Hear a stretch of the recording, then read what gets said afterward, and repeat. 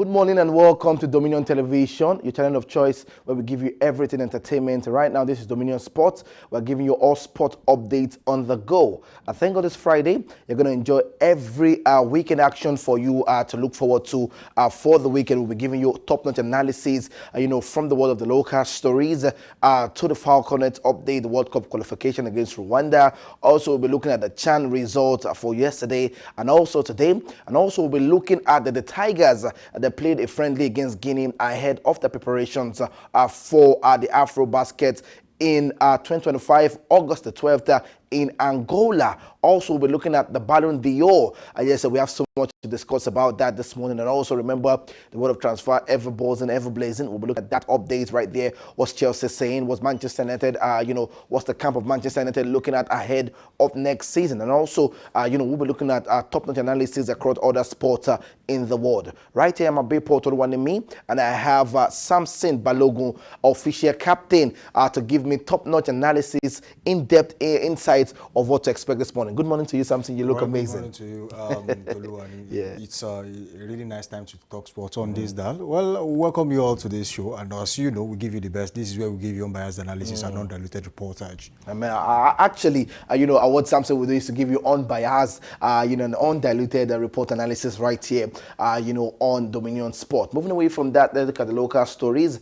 This morning, Bended Insurance are still the ones signing. They're getting every and actually, they're actually having key players for me. I just want to look that word as key players, in their squad for next season. And right now, they have a new signing, and the name is Emmanuel. Yes, they have Israel Emmanuel in at their side for next season. As Samson Balogun, Bended Insurance are the one, doing the business, and it looks like, all the players, all the signings are coming mostly, from that side. The north side actually having this one also in the locker. Right now is Emmanuel Israel in the sign for Bended Insurance. I think one of the things they lacked last season is the creation of clear-cut chances, and also their conversion rate was a little bit low to what we used to know them for.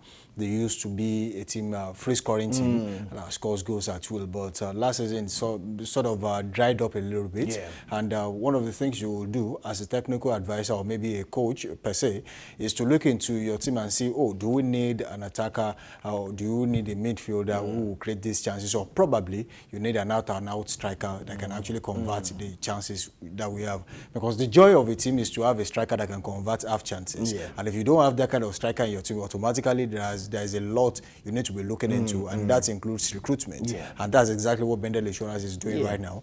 They are looking inward, saying what exactly they will be needing for the next season. Yeah. And as such, they are one of the teams that has not really released too much players, meaning that they know that some of their players are still very much intact ahead of next season, and they just need a few more, additions to the team to take them to where they want to be. Don't forget that Bendel Insurance is one of the mainstays in the NPFL, regardless of their lackluster performance in recent times. Yeah. But over time, it has improved, and they have been able to be a little bit consistent when it comes to staying afloat. So I feel right about now, getting Israel is a good one. He's a proven goal scorer, and of course, playing with quality players at Bendel Insurance will surely help him and then propel the team to where they belong. All right, yes, that's the update, coming through from the camp of Bendel Insurance, having to sign a new forward to see how they can, stack up their powerhouse, going into next season. Moving away from that, let's look at the story coming through from the FIFA Under-20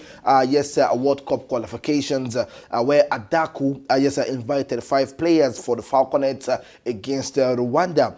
Falcons head coach Moses Adaku has invited 35 players for the next month, 2026 FIFA Under-20 Women's World Cup qualifying fixtures against Rwanda. Adaku named the 4 goalkeepers, 11 defenders, 9 midfielders, and 11 strikers on the list. The newly appointed GAFA called the numbers of players who were part of the team that reached the round of the 16 at the 2024 FIFA's World Cup finals in Colombia. That was last year, and namely defender captain Oluchi Egbelu, we have midfielder Joy Gbokwe, forward Mary Locke Mpa, and also Goodness Osige. Those are the players who did justice for the last last time we were in Colombia, right? But right now, 35 players in camp ahead of the qualifications against Rwanda. Now, Samson Balogun, going into this one, it's going to be, the competition is going to be in Poland. We're going to play our first leg right there in Rwanda, and also, play the second leg right here in Ibadan. So I want to ask you, going into this one, what do you think, the coach can do to get this ticket ahead of the World Cup, coming up? Well, there isn't much the coach has to do right now. I think the first step is to bring in players. Most of them are drawn from the local league. It has always been like that. I think the Falconets, the Super Falcons too, a huge number of the players are actually drawn from the local league, which is quite important. In the end of we see players from Remo, Rivers, Angels, Bayelsa Queens, Niger Rattles. Yes, also, we have players from Niger Rattles here also. It tells you that Confluence Queens too, these are the teams that actually provide the best of the Falconets and the Super Falcons. So 35 players invited. The next thing is to screen these players. Which of these players? It's not just about how good you are now. If you are good, are you fit to play this competition? Are you ready to be in the team? So these are the things they'll be checking. Aside from their performance on the field, psychological evaluation and physical evaluation will be done on these players to see their state of mind and their current body condition. So the coach really has a lot to do when it comes to selecting the right set of players. It is one thing to have 35 players in camp. It's another thing to be able to, prove that these are really the best that I have selected. So it's going to be a very difficult decision, because over time we have realized the fact that selecting players out of a whole lot can be really difficult. But when the coach knows exactly what he wants, like for example, you need 5 strikers, you need maybe 7 midfielders, probably 10 defenders to execute a game. Now you have 5 strikers already. So automatically it means that because you now saw a player who is also a striker and is doing really well, does not mean you are going to drop a midfielder for a striker. So you have to look, is this player better than the 5 strikers I already have? So you alternate from there. Because in the long run, when you get to the competition, then some players, cope injuries, and then you are going to replace them with a striker. It doesn't make sense. So you must be able to get the right players, the right positions, and the right frame of mind, and the readiness to actually execute these games, which is very important. Are they willing to play for Nigeria? Well, if they are not willing to play for Nigeria, I don't think they will be in camp right now. So automatically, one case is solved. So now the coach does the selection process with the other members of the technical team who are going to, look holistically and say, look, these are the best set of players that we can provide. And I feel that as of now, things are beginning to change. The narrative are beginning to change in the Nigerian, football sector, sporting sector generally, because we saw what happened with the Super Falcons, what Justin Madugu did with the team, being able to select the best players, because Aziza Shushoala played for so team does not mean she's going to be a regular starter in the team. So these are things we want to see. Aside from your name, what are you bringing to the table? If there is a player that is better than you, or maybe fitter than you at the time, the player should be in the team and you should be on the bench. And we are beginning to see that. And I feel like the Falconets too are going to toe this part, and then the best set of players will be brought on board. And then when the last qualifying series is to be played, I do hope and I pray that Nigeria gets the ticket, because that's the most important thing. The Super Falcons have done it. They have come home with the WAFCON. Then if the Falconets are traveling too, they should be able to come home with the medals. Okay, all right. Yes, that's the update. But quickly, let me let you know that the team resumed camp in Abuja on the 10th of August, while training commenced the following day. Also, Rwanda will host the first leg of the second round qualifier in Kigali on 21st of September, while the return leg scheduled for Lake Salami Stadium right there on the 27th of September. Right there. Next year, FIFA World Cup on the 20th will be staged in Poland. We're hoping that the girls can get the ticket right there, and we'll be giving you more update, as the competition and also the qualifiers and everything bit about the Falconet unfolds right here. I trust us to give you that update. Moving away from that, let's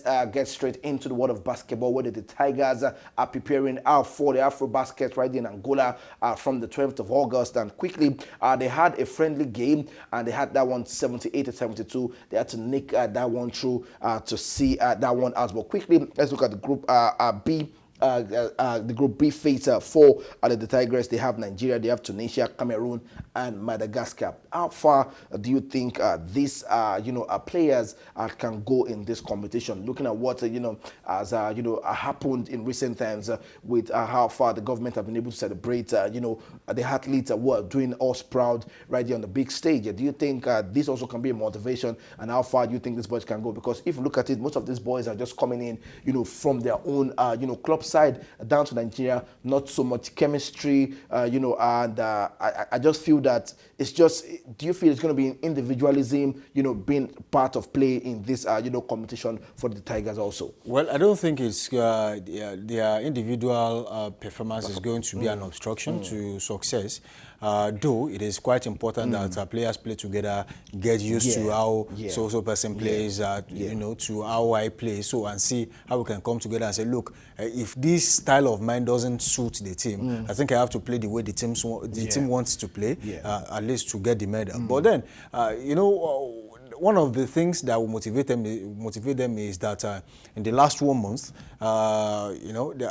Nigeria has been able to celebrate, 2 different trophies, which is quite important, and that's a morale booster for the guys to say, look, it's not just about the money. The fact that consistently we want to be doing this, we want to be coming home with the best medals, and that's exactly what will happen now. When people hear $100,000, the next thing they do is to bring out the calculator in their head and then change the money to naira. No, it's not like that money, $100,000 is that much when it's in dollar form, especially for some of them who actually live abroad. It's more or less like you have just given them just another money. But for players who actually apply their trade in Nigeria, it's a lot of money too, because they're going to calculate, oh, that's around 53 million naira or thereabouts. So I don't want us to be looking at it like, oh, the president probably mismanaged funds, gave them too much. The money wasn't actually much, because these players see money day in, day out, especially for football players who get paid every week. They get paid weekly. Some get as high as 120, 130, 150, 200 in some cases. So that's not a lot of money. You're probably giving them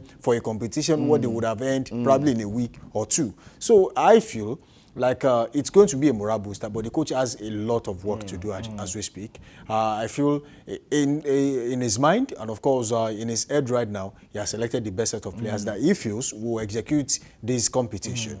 And now, having them in, in camp, this is time for bonding. You bond both on and off the pitch. And when you do that, the quality of a great team is not actually the margin with which you have won. The fact that you can consistently churn out victories says you are a great team.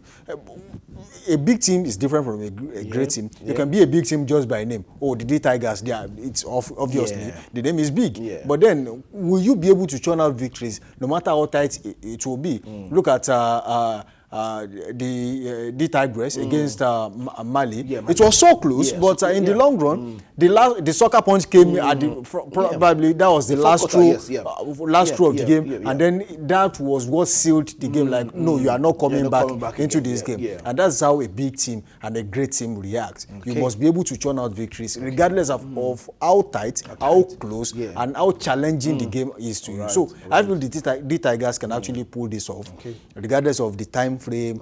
Because I was about asking about the time frame. Just one frame, so short, and also having just won over the Afro Championship. Just once we have won that, do you think this also is going to affect also going to this one? Well, it's a challenge, knowing fully well that we have only been able to do it this once. The Tigers the 5th time. So it tells you that there's always something that challenges you. If it is not money, it's the medal or the bragging right that I've done this before. So I feel like this set of players, they also want to win trophies. Aside from doing that with your club side, you want to do that with your country. And it's a thing of joy when you have medals from different areas and say, oh, I did this with so-so. And for example, I did this with my country. So that gives you extra joy and a bragging right that, oh, I was able to represent my country. Because if you represent your country, even if you do it for 20 years and there's nothing to show for it, it still doesn't make sense to people. Actually. So this is the time for them to come together and say, look, yes, we have a very short time to prepare. Some of us are playing together for the first time, but then if they do not have too much friendlies to play, probably they should bond off the field. That helps. When you know you are playing with your friend, automatically you know that you have to come together and then achieve first, regardless of personal differences, regardless of, oh, I want to be the shining light of the competition, because this is not the time for that. Eventually, if you cooperate and come together, eventually someone will be declared the MVP of the game. So automatically, coming together, in fact, one of the things we look out for when we select players who have done excellently well in the game or probably in the competition is, aside from you shining, how well did you contribute? How well did you contribute to the team? So true. if it is just you and your performance had no impact whatsoever on the team, it doesn't make sense. Take for example a player that goes to a competition. I'm using football as an example. Your team crashed out in the group phase, and then probably you scored 10 goals during that group phase. That does not mean that we are going to get the best player of the tournament. Probably someone that scored 2 goals and go to the final will get the MVP. So there are things that are to be considered. I'm sure Chelsea fans, watching this right now will be, maybe that's one of the reasons why we have Cole Palmer, being nominated, in that slot. And I think, I'm also going to buy that, what Samson said. We're just hoping that, the Tigers can, have that bonding. We know that the time is limited. It's just, 12th of August, the competition is going to start. We are just going to be rooting for them all the way. Remember, it's just one Afro, championship in the local for them. And we hope that they can have another one, to celebrate and also, be on the big stage right there. Moving away from that, let's get straight down to CHAN, what's happening, in 3 countries right there, Tanzania, Uganda, right there. And it's a whole lot. It's a whole lot happening. And the result for yesterday, we're just going to look through it quickly. The result of the day in CHAN, where we have DR Congo against Zambia. The game ended 2-0.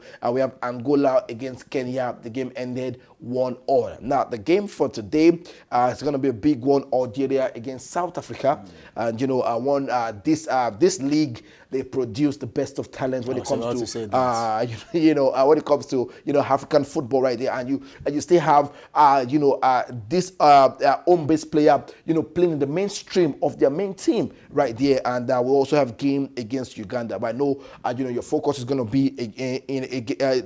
be Algeria against South Africa. How do you see that game pan out? I think it's going to be a very difficult game.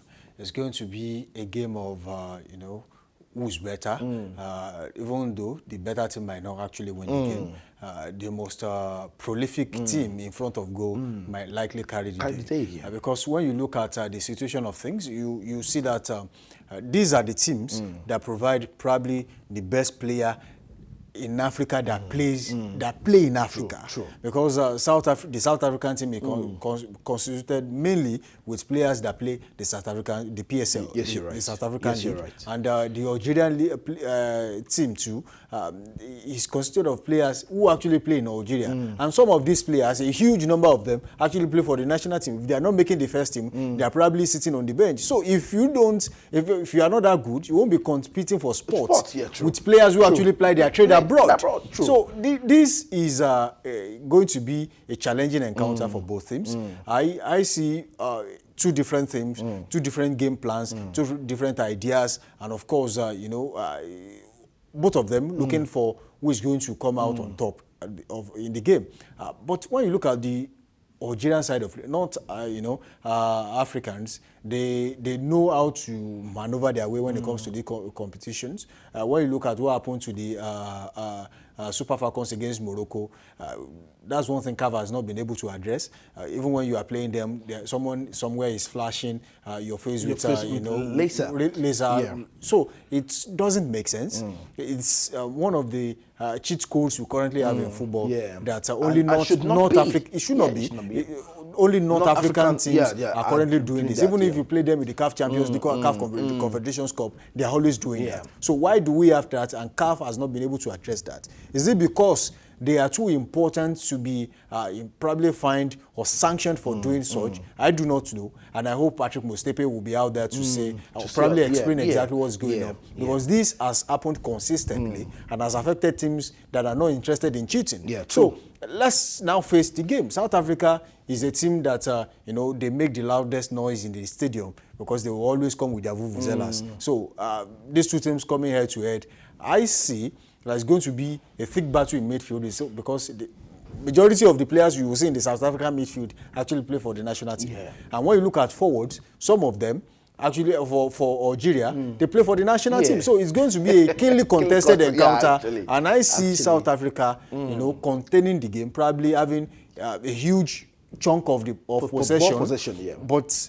you know, when you have the Algerian attackers, they are sleek, they are very fast, and they are very, very prolific in front of goal. They know how to convert half chances. Yeah. And when you have players that can convert half chances, even if your team is not playing that well, you know that every chance that comes to you must count. And that's going to be where the decision will be made. But eventually, if South Africa can contain the Algerian attackers, I see South Africa coming out of the game victorious. All right, yes, Samson Balogun saying, you know, South Africa come out of that one, and you know, like I said, it's going to give you top-notch analysis on you know, things like this, and I'm sure you know, South African side should be able to see this one through against Algeria, but like I said, it's going to be a keenly contested battle right there in Chan. Moving away from that, are you ready to be dazzled?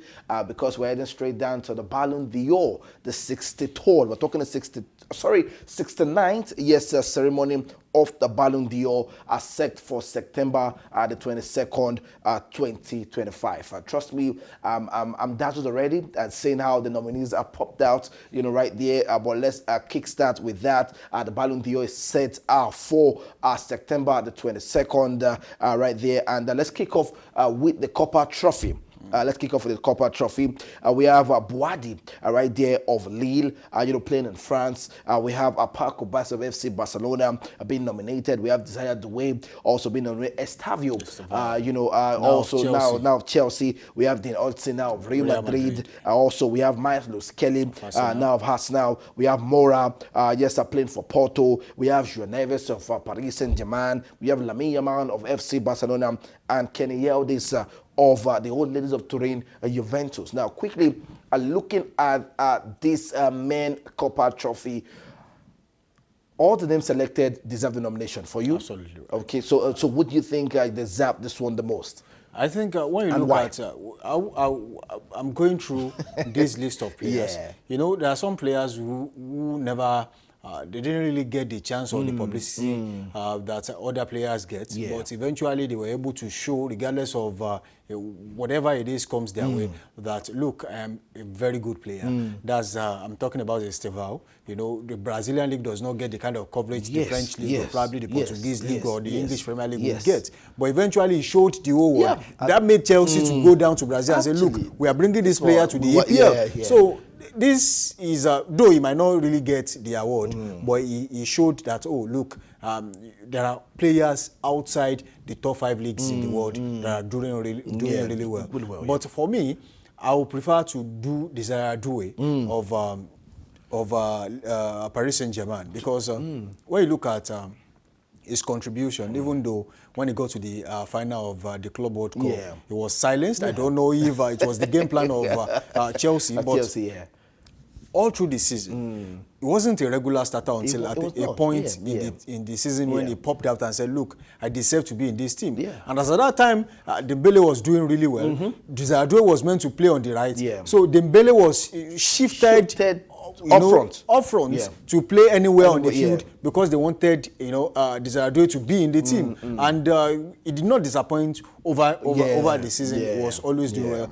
Luis Kelly, for example, for Arsenal all through last season, you know, was a very big addition to the team in terms of contributions. He's not your regular goal scorer, but you know what he does on the field of play consistently. He has always churned out, you know, constant quality performances for Arsenal. So I give that to him. And then Nelson from Bournemouth straight down to Real Madrid tells you that. That shows, you know, that if you are not good, you are not good. you can play for Madrid. If you are good, that was what I was saying about Wilfred Ndidi yesterday, that there will be a time in your career where no matter how young you are, big teams will always come for you and say, look, we want you to be in our team. And now the decision solely lies on you and your agent to say, look, are we going or want you to mature a little bit more here? And that maturity might not come, because some players just get stuck and then it will be a case of, oh, this player really did not fulfill destiny. So I think the Nelson made the right move to Real Madrid, and you cannot be a Real Madrid player, you will not don that jersey if you are not a quality player. Actually, so these are players who have really done well, and for me, if you ask me that who am I going to pick that deserves the Pau Kubasi is a fantastic player, you know, but it's a different thing to play in that Barcelona team. And every player will enter that Barcelona team playing with quality, other quality players, and then be one of the best players because you are not doing too much. The Barcelona team does not require you to do too much because you have the ball, you position yourself, look for the next person to give the ball to, triangulate, move to the next segment, collect the ball, give to someone else. So the team does not require you to do too much. Only if you are so exceptional to an extent that you cannot help it, that's when you have the kind of the players like Lamine Yamal, Lionel Messi, who are actually doing you know more and more in the team. But if you look at other players, even if you want to talk about the Xavis of this world, you want to talk about the Iniestas of this world, not like they were doing too much, but the fact that the little the team expected them to do part time, they were always there, giving the compact, giving the and ball, then when it's time to actually give the final pass in the final, final third, they are always there to do it because that's what they do. So Pau Kubasi really did well with Barcelona, but for me, I'll go with this Due because his contribution in that team last season, you know, stood out. Even though at the point he was under the shadows of Dembele, but I feel like a little bit better than Esteval. Esteval now has his chance to prove that what I did in Brazil is no fluke. I can repeat anywhere, and that's what the new season is all about. But then I'll pick this Due over everyone. All right, yes, Samson Balogun is speaking to Due, and I'm sure you have your own opinion. And let me say it in the comment section. Would you think it deserve that Copa trophy for the men's side? Would you think deserve it more? Right there, let's say it in the comment section. Also, quickly, let's celebrate our very own Justin Madugu, you know, an interim manager right now being nominated for the women's Joan Cruyff Trophy, right? And also Chiamaka Nnadozie also, getting a nomination for the Yashin Trophy for the women's side. But let's look at the nominations for the women's Joan Cruyff Trophy. We have Siona Bapastor, we have Otto Elias, we have Justin Madugu, we have Rena Slegers, and we have Serena Wigman. For you, what do you think deserve this one? And I know you also want to just give a little praise for Justin Madugu for making this list. Yeah, I think I mentioned earlier that Justin Madugu did really well. You know, first time out at a major competition like that, and of course came back with the medal. But you have to give it to some coaches like Sonia Bonpastor, former Chelsea coach, who did really well, was consistent year after year, churning out results, you know, coaching with some of the best players who have in the female football. But then these are quality coaches. And you can hardly tell or pick, you know, the best out of this set of coaches. But for me, I'll go with Sonia Bonpastor. What I want to pick, the reason I'm going with Sonia Bonpastor is because the experience is there. She has always, you know, been a top coach.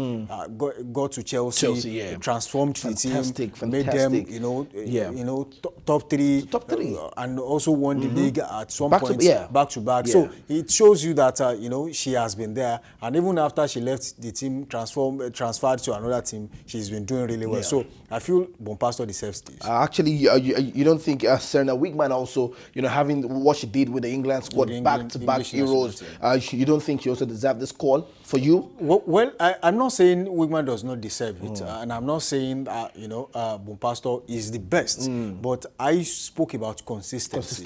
Wigman too has been consistent back-to-back Euros. It's fantastic, but I feel Bonpastor, you know, for over the last 5, 6, 7 years, we have been seeing what she's capable of doing. And even till now, she's still there. So that's why I'm picking Bonpastor. But if you are to talk about recent achievements, you probably will pick Wigman over every other one of them. But I feel Bonpastor deserves it more. All right. For me, I don't know why I just want to stick my head out for Justin Madugu. Let's see how that pans out. Okay. Maybe Madugu can give it a try. So maybe Madugu, and I'm sure, you know, if Madugu gets his hand on that. And moreover, they are not unpicking. It's about about votes. Yeah, so yes, yeah, if Nigerians and stakeholders, African stakeholders can actually go out and vote for their own instead of splitting the votes for others. I think that works. There might be a chance for Justin Madigo. Also, still speaking about our very own, let's look at the Yashin Trophy. We have Anna Kattenberger. We have Katakol, we have Anna Ampton, we have Chiamaka Inadozie, and also Van Domsela right there for the Yashin Trophy for the women's side. For you, actually, Ampton did something fantastic at the Euros. Back-to-back penalty saves, shootout for England. And I think one of the reasons why she's having this call for herself. Also, look at Berger also for Germany, fantastic, goalkeeper right there. And also Van Domsla also for the Netherlands, fantastic one. Chiamaka Inadozie, for me, good one, but not so much for the WAFCON. But maybe for Paris FC, a former club side, maybe that's why she's getting this call-up. What do you think? Would you think deserve it? The nomination actually came from her performance for Paris FC because last season she was on fire. Yeah, she was always, delivering back-to-back penalty saves and the like. So I think the performance, she was recognized for what she did there because when you look at WAFCON, she really did not get too much action. Probably because the team was a little bit compact in defense and then she did not really get the kind of barrage of attacks she used to get. So I feel even if she got the attack, she probably would have defended most of them. But at least she was given a break at the WAFCON. The defense line stood so well. Ashley Prompter and a host of other in the back line, Abiodun in midfield, Demey and the likes, they did really well to make sure that their goal post is secured. So I feel, I would love to root for her. I would love to root for. Let me say, I believe Chiamaka Inadozie is going to come up with this because often you don't get African goalkeepers don't get recognized like this. Take for example when Vincent Yama was doing really well, we only got to praise him for what he did for Lille and the consistency with the Nigerian national team. But then maybe this time, even for CAF, he didn't get the recognition also. That's the point. So maybe we should root for her this time and see what exactly she can do, and maybe she will bring home the trophy. But last season she was on fire for her team. All right, yes, sir. We're still talking about the Ballon d'Or, the 69th Ballon d'Or nominations, and I know you have your own opinion. Like I said, why not just go to the comment section and give us, your own take on what do you feel should also be making the nominations, or what do you think should be winning the Ballon d'Or. Straight away from there, we're moving straight into more nominations. Right now, this one looks very, very, very difficult to pick for me. Right now, we're looking at the men's Johan Cruyff Trophy. We have Antonio Conte. We know what he did with Napoli, having to bring them out of that relegation battle back into top flight, a fight to finish with Inter Milan to the end of the season, and he placed his hand on that trophy right there in his first season with them. Also, Luis Enrique having to give Paris Saint-Germain the very first European of the UEFA Champions League against Inter Milan, and look at what he did with Paris Saint-Germain in the season right there in the league. Also, Hansi Flick first season, FC Barcelona, fantastic one he did. Enzo Maresca first season the Conference League. Right now also the FIFA Club World Cup, big one to his name. You look at Arne Slot also in that squad, the first season with Liverpool. So most of these coaches actually, except Luis Enrique, yes, Arne Slot also first season right there. So what do you think, should be having this one? And I'm sure you think all deserve to be nominated here. Honestly, they all deserve to be nominated. When you look at what Enzo Maresca did with Chelsea, people never gave him a chance. In fact, no one thought he was going to qualify the team for the UEFA Champions League, the new season that's about to start. So he did really well. The last 3 games when he needed to deliver, he did. Won the Conference League and of course went ahead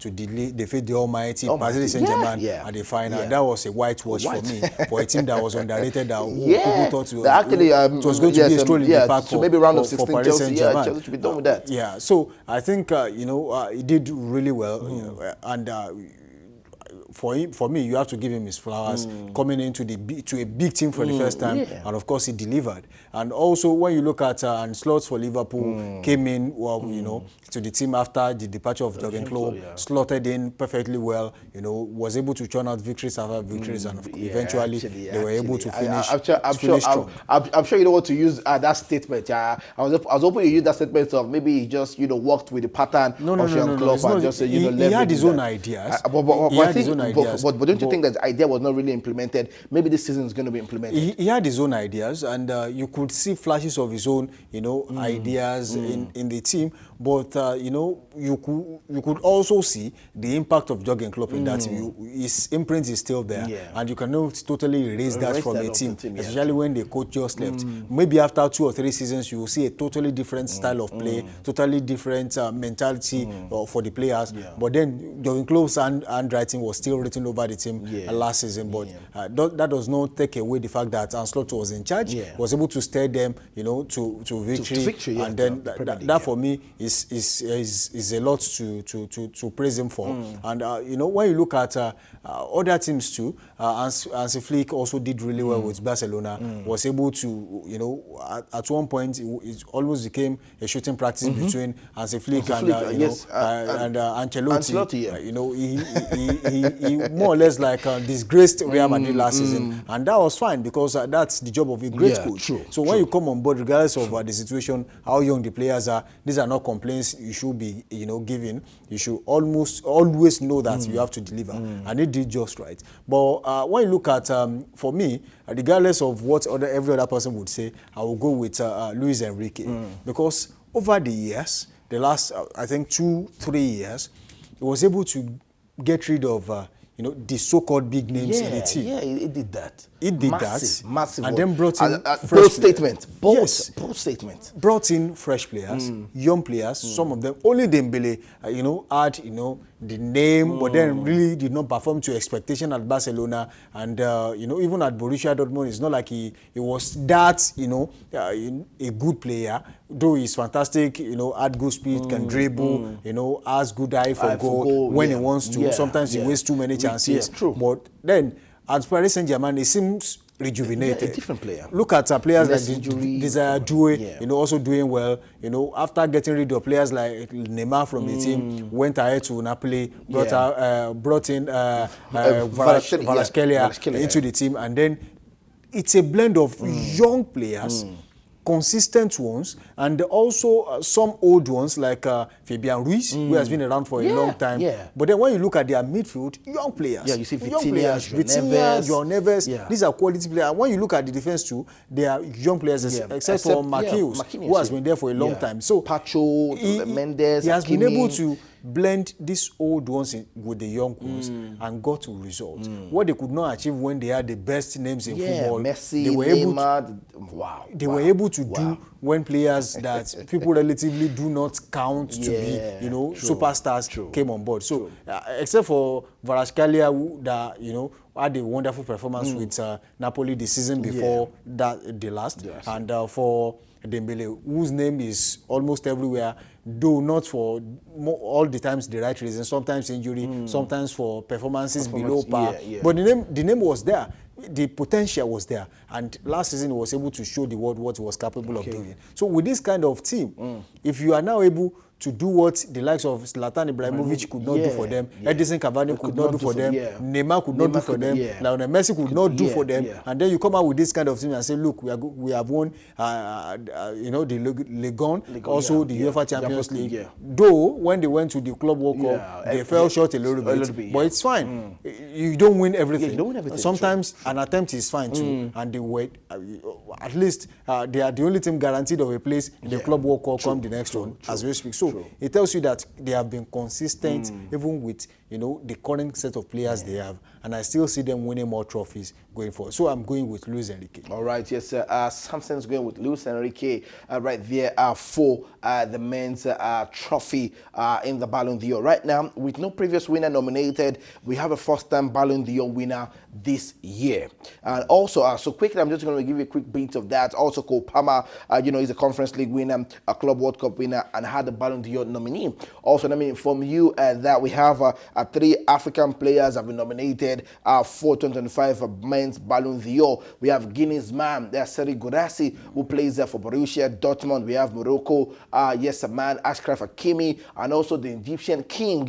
We have Mohamed Salah also in that rank. Also, quickly, This is shocking. And Scott McTominay, yes, making the list. He won the Serie A title with Napoli, the crowned Serie A Player of the Year, and earned a Ballon d'Or nominations. So it's back to back. We're just going to look at the nominees for the Ballon d'Or right there. But quickly, we might not see this again.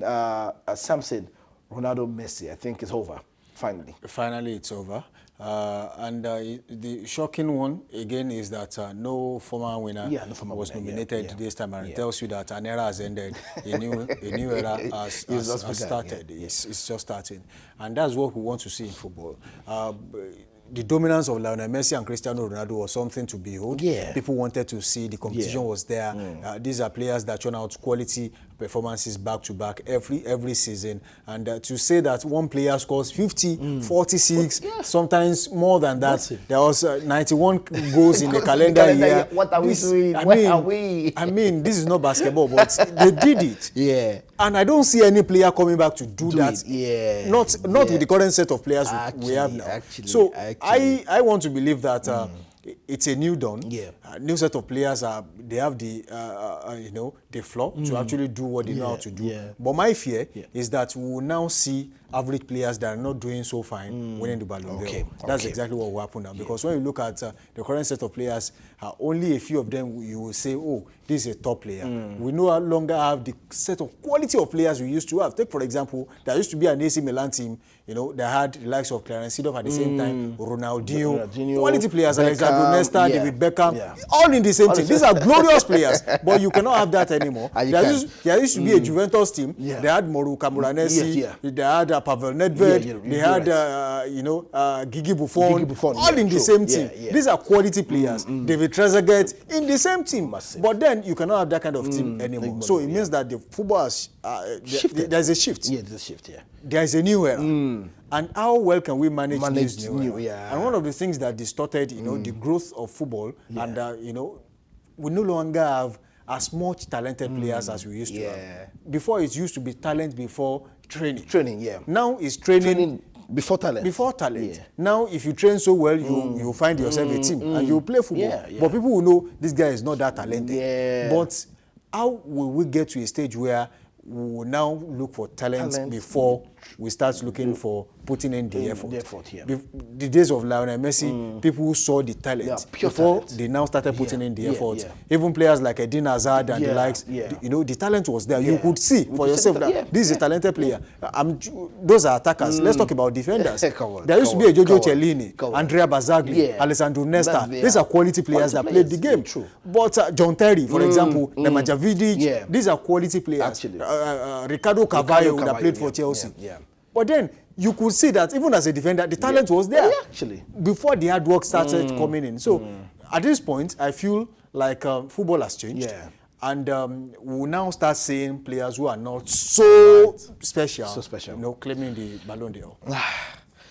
Trust me, when you have Sam saying, again, in the mix of analysis, I'm sure you just want to enjoy the flow because he has an in-depth knowledge of these things, and that's why we have him on board. Time will not permit me to give out the names of the nominees, but trust me, on Monday, we'll be discussing that, in depth and looking at these players and why for me, there's some players that should be in the nominees and they're not there. Julian Alvarez, Bruno Fernandes, Moise Caicedo, but we'll have that time to discuss about that on Monday. But quickly, let me give you an update from the camp of Chelsea. That Levi Colwill has picked up an ACL injury, and most likely he's not going to be part of the full season come next season. And also, let me inform you that Jim Madison also picked up an injury, just coming back from an injury, has picked up another injury at the preseason they had right there. So it's not good news, for Chelsea right now, because that's one of their strong, back line right there, having to go out. And right now, Chelsea will start scouting, for that in the market. Also, let me inform you that Benjamin Sesko will be set for medical today.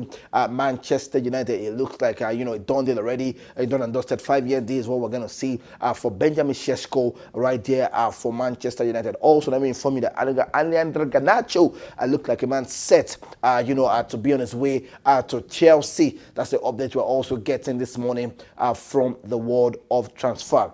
And this is why I draw the curtain for today's show. Let me say a very big thank you to the producers, to the crew, and also to everyone that joined in today. Please, before before you go, before you log out, please invite your friend. Tell a friend to tell a friend about Dominion Sport, about Dominion Television, because this is your channel of choice. We'll give you premium entertainment on the go. Nothing like this you're going to see right here on Dominion Television. Samson Balogun, thank you so much for coming. Thank you for having me. Yes, sir. That's all we can take for today. We're going to see you again. Enjoy your weekend. Stay blessed, and bye for now.